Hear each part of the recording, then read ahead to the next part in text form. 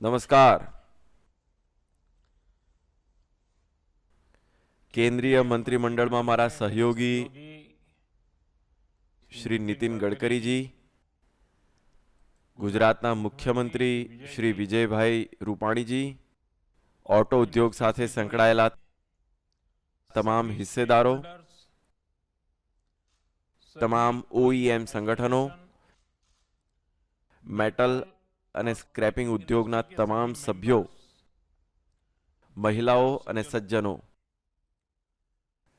75મા સ્વતંત્રતા દિવસ પહેલા આજનો કાર્યક્રમ આત્મનિર્ભર ભારતના મોટા લક્ષ્યોને પૂર્ણ કરવાની દિશામાં બીજું મહત્વનું પગલું છે. આજે દેશ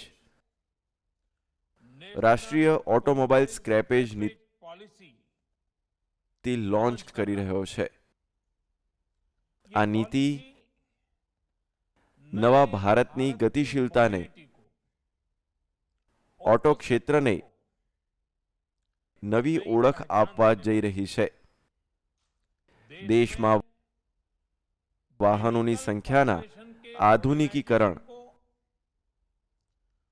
વૈજ્ઞાનિક રીતે રસ્તાઓ પરથી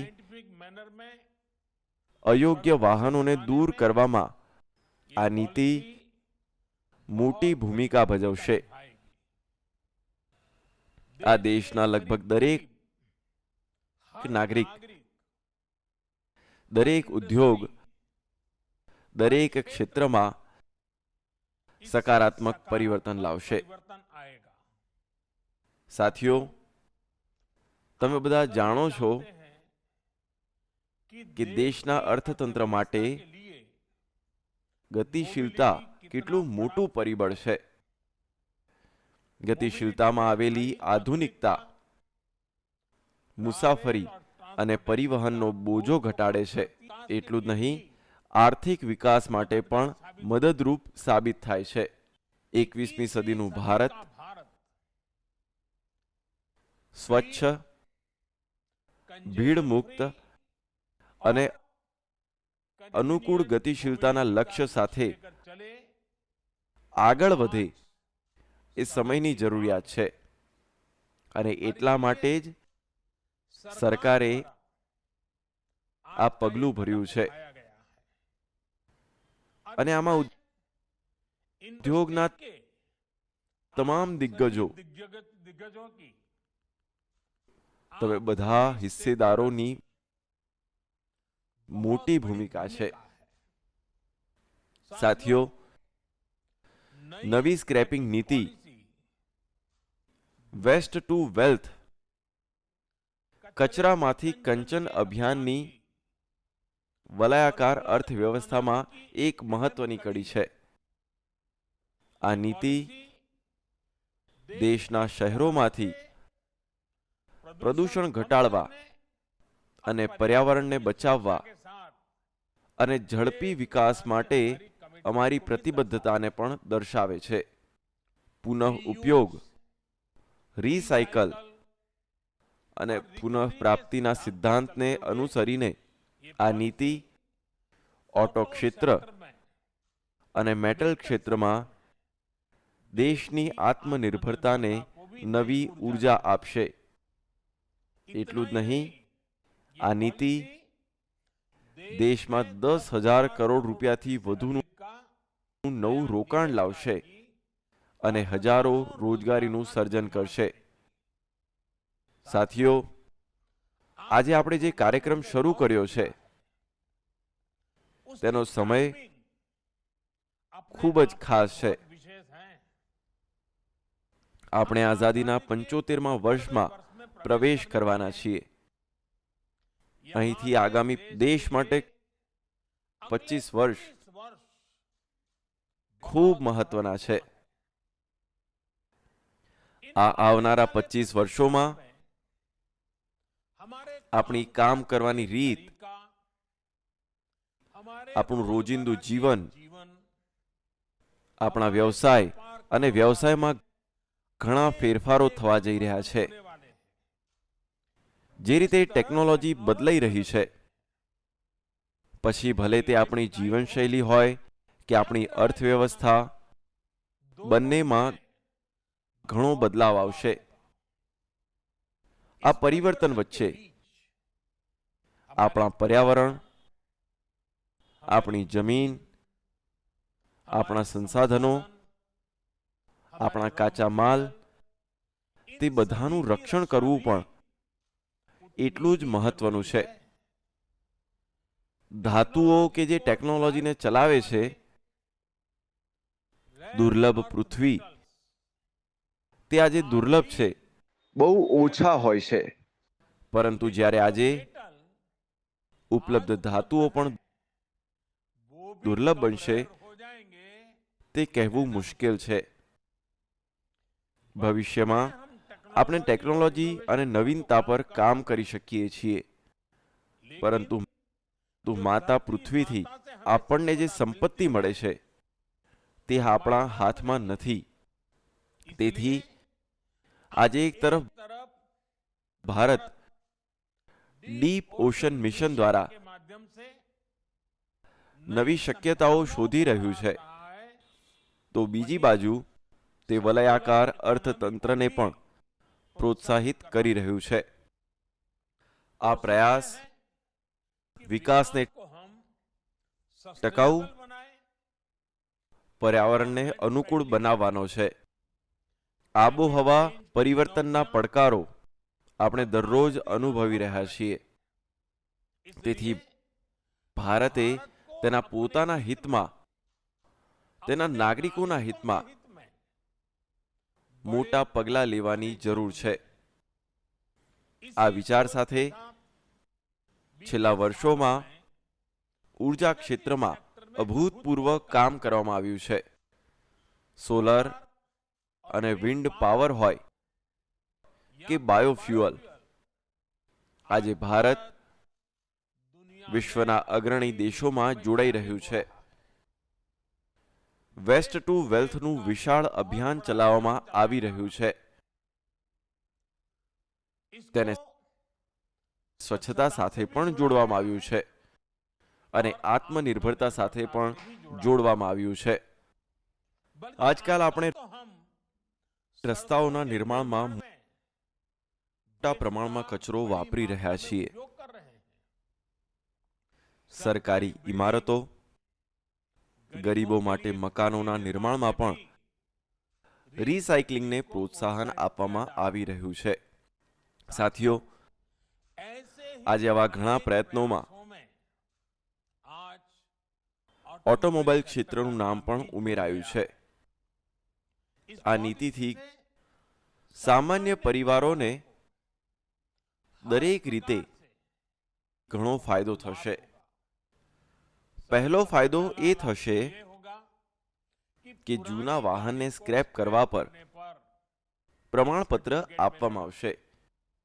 આ પ્રમાણપત્ર છે જે વ્યક્તિ પાસે તેણે નવા વાહનની ખરીદી પર નોંધણી માટે કોઈ પૈસા ચૂકવવા પડશે નહીં. આ સાથે તેને રોડ ટેક્સમાં પણ કેટલીક છૂટ આપવામાં આવશે. બીજો ફાયદો એ થશે કે જૂના વાહનની જાળવણી કિંમત, સમારકામ ખર્ચ, બળતણ કાર્યક્ષમતા, આમાં પણ બચત થશે. ત્રીજો લાભ જીવન સાથે સીધો સંબંધ ધરાવે છે. જૂના વાહનો, જૂની ટેકનોલોજીના કારણે માર્ગ અકસ્માતનું જોખમ ઘણું વધારે છે. તેનાથી છુટકારો મળશે. ચોથું,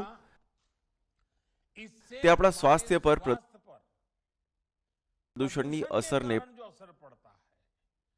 પણ ઘટાડશે. અને સૌથી મોટી વાત એ છે કે આ પોલિસી અંતર્ગત વાહનને માત્ર તેની ઉંમર જોઈને સ્ક્રેપ કરવામાં આવશે નહીં. અધિકૃત વાહનોનું વૈજ્ઞાનિક રીતે પરીક્ષણ કરવામાં આવશે. સ્વયં સંચાલિત પરીક્ષણ કેન્દ્રો પર શારીરિક પરીક્ષા. જો વાહન અયોગ્ય છે તો તેની વૈજ્ઞાનિક રીતે રદ કરવામાં આવશે. આ માટે દેશભરમાં રજિસ્ટર્ડ વ્હીકલ સ્ક્રેપિંગ સુવિધાઓ ટેકનોલોજી આધારિત પારદર્શક હોવી જોઈએ તે પણ સુનિશ્ચિત કરવામાં આવશે. સાથીઓ, ઔપચારિક સ્ક્રેપિંગના ફાયદા શું છે? ગુજરાતે તેનો અનુભવ કર્યો છે અને હવે નીતિનજીએ પણ તેનું વર્ણન કર્યું છે. ગુજરાતમાં અલંગ શિપ રિસાયકલિંગ હબ તરીકે ઓળખાય છે. અલંગ ઝડપથી વિશ્વના જહાજ રિસાયકલિંગ ઉદ્યોગમાં તેનો હિસ્સો વધારી રહ્યું છે. શિપ રિસાયકલિંગના આ ઇન્ફ્રાસ્ટ્રક્ચરે અહીં રોજગારીની હજારો નવી તકો ઊભી કરી છે. આ સમગ્ર વિસ્તારમાં ઇન્ફ્રાસ્ટ્રક્ચર અને કુશળ માનવબળ પણ છે. આવી સ્થિતિમાં તે જહાજો પછી વાહનોને સ્ક્રેપ કરવા માટે એક મોટું કેન્દ્ર પણ બની શકે છે. સાથીઓ, સ્ક્રેપિંગ પોલિસીથી સ્ક્રેપ સંબંધિત સેક્ટરને સમગ્ર દેશમાં નવી ઉર્જા, નવી સુરક્ષા મળશે. ખાસ કરીને આપણા કામદારો જે ભંગારમાં સામેલ છે, જે નાના વેપારીઓ છે, તેમના જીવનમાં મોટો બદલાવ આવશે. આ કામદારોને સલામત વાતાવરણ પૂરું પાડશે. તેમને સંગઠિત ક્ષેત્રના અન્ય કર્મચારીઓની જેમ લાભ પણ મળશે. એટલું જ નહીં, સ્ક્રેપનો વેપાર કરતા નાના વેપારીઓ અધિકૃત સ્ક્રેપિંગ કેન્દ્રો માટે કલેક્શન એજન્ટ તરીકે પણ કામ કરી શકે છે. સાથીઓ, આ કાર્યક્રમથી ઓટો અને મેટલ ઉદ્યોગને મોટું પ્રોત્સાહન મળશે. ગયા વર્ષે જ અમને લગભગ 23,000 કરોડ રૂપિયાના સ્ક્રેપ સ્ટીલની આયાત કરવી પડી હતી, કારણ કે ભારતમાં અત્યાર સુધી જે સ્ક્રેપિંગ થાય છે તે ઉત્પાદક નથી. ઉર્જા પુનઃપ્રાપ્તિ નગણ્ય છે. ઉચ્ચ શક્તિવાળા સ્ટીલ એલોયનું સંપૂર્ણ મૂલ્ય નથી અને કિંમતી ધાતુઓ પુનઃપ્રાપ્ત કરી શકાતી નથી. હવે જ્યારે વૈજ્ઞાનિક ટેકનોલોજી આધારિત સ્ક્રેપિંગ છે, ત્યારે આપણે દુર્લભ પૃથ્વી ધાતુઓને પણ પુનઃ પ્રાપ્ત કરી શકીશું. સાથીઓ, આત્મનિર્ભર ભારતને પ્રોત્સાહન આપવા માટે ભારતમાં ઉદ્યોગને ટકાઉ અને ઉત્પાદક બનાવવા માટે સતત પગલાં લેવામાં આવી રહ્યા છે. અમારો પ્રયાસ છે કે આપણે ઓટો મેન્યુફેક્ચરિંગ સાથે સંકળાયેલ વેલ્યુ ચેઇન માટે શક્ય તેટલી ઓછી આયાત પર આધાર રાખવો પડે, પરંતુ ઉદ્યોગને આમાં કેટલાક વધારાના પ્રયત્નોની જરૂર છે. આગામી 25 વર્ષ માટે તમારી પાસે આત્મનિર્ભર ભારતનો સ્પષ્ટ રોડમેપ પણ હોવો જોઈએ. દેશ હવે સ્વચ્છ, ભીડમુક્ત અને અનુકૂળ ગતિશીલતા તરફ આગળ વધી રહ્યો છે. તેથી જૂનો અભિગમ અને જૂની પ્રથાઓ બદલવી પડશે. આજે ભારત તેના નાગરિકોની સલામતી અને ગુણવત્તાની દ્રષ્ટિએ વૈશ્વિક ધોરણો આપવા માટે પ્રતિબદ્ધ છે. BS4 થી BS6 માં સીધા સંક્રમણ પાછળ આ વિચાર છે. સાથીઓ, દેશમાં હરિયાળી અને સ્વચ્છ ગતિશીલતા માટે સરકાર સંશોધનથી માંડીને ઇન્ફ્રાસ્ટ્રક્ચર સુધી દરેક સ્તરે વ્યાપક કાર્ય કરી રહી છે. ઇથેનોલ હોય હાઇડ્રોજન ઈંધણ હોય કે ઇલેક્ટ્રિક ગતિશીલતા, સરકારની આ પ્રાથમિકતાઓ સાથે ઉદ્યોગની સક્રિય ભાગીદારી ખૂબ જ મહત્વપૂર્ણ છે. R&D થી ઇન્ફ્રાસ્ટ્રક્ચર સુધી ઉદ્યોગે તેનો હિસ્સો વધારવો પડશે. આ માટે તમને જે પણ મદદની જરૂર છે, સરકાર તે આપવા તૈયાર છે. અહીંથી આપણે આપણી ભાગીદારીને નવા સ્તરે લઈ જવાની છે. મને ખાતરી છે કે આ નવો કાર્યક્રમ અને દેશવાસીઓ તેમજ ઓટો ક્ષેત્રમાં પણ નવી ઉર્જા, નવી ગતિ લાવશે, નવા આત્મવિશ્વાસને પ્રેરણા આપશે. આજના મહત્વના પ્રસંગે હું માનતો નથી કે ઉદ્યોગના લોકો જવા દેશે. હું માનતો નથી કે જૂના વાહનો લઈ જતા લોકો આ તકને પસાર થવા દેશે. આ એક એવી વ્યવસ્થા છે જે પોતાનામાં મોટા ફેરફારની માન્યતા સાથે આવી છે. ગુજરાતમાં શરૂ કરવામાં આવ્યો છે, નીતિ શરૂ કરવામાં આવી છે, અને ગુજરાતમાં કોઈ પણ રીતે અને આપણા દેશમાં પણ પરિપત્ર અર્થતંત્ર શબ્દ નવો આવ્યો હશે. પણ આપણે જાણીએ છીએ કે જો કપડાં જૂના છે તો અમારા ઘરોમાં દાદી તેમને ઓઢવા માટે રજાઈ બનાવી દે છે. પછી રજાઈ પણ જૂની થઈ જાય છે. તેથી તેમને અલગ કરીને તેઓ તેનો ઉપયોગ કચરા પોતા માટે તેનો ઉપયોગ કરે છે. રિસાયકલિંગ શું છે, ચક્રીય અર્થતંત્ર શું છે, તે ભારતના જીવનમાં નવીન છે. આપણે તેને માત્ર વૈજ્ઞાનિક રીતે આગળ લઈ જવાનું છે. અને જો આપણે વૈજ્ઞાનિક રીતે આગળ વધીએ તો હું માનું છું કે કંચનને કચરામાંથી બહાર કાઢવા માટે આ અભિયાનમાં દરેક વ્યક્તિ સામેલ થશે અને અમે પણ વધુ નવી વસ્તુઓ શોધવામાં સફળ થઈશું. હું ફરી એકવાર તમને ખૂબ ખૂબ શુભેચ્છા પાઠવું છું. ખૂબ ખૂબ આભાર.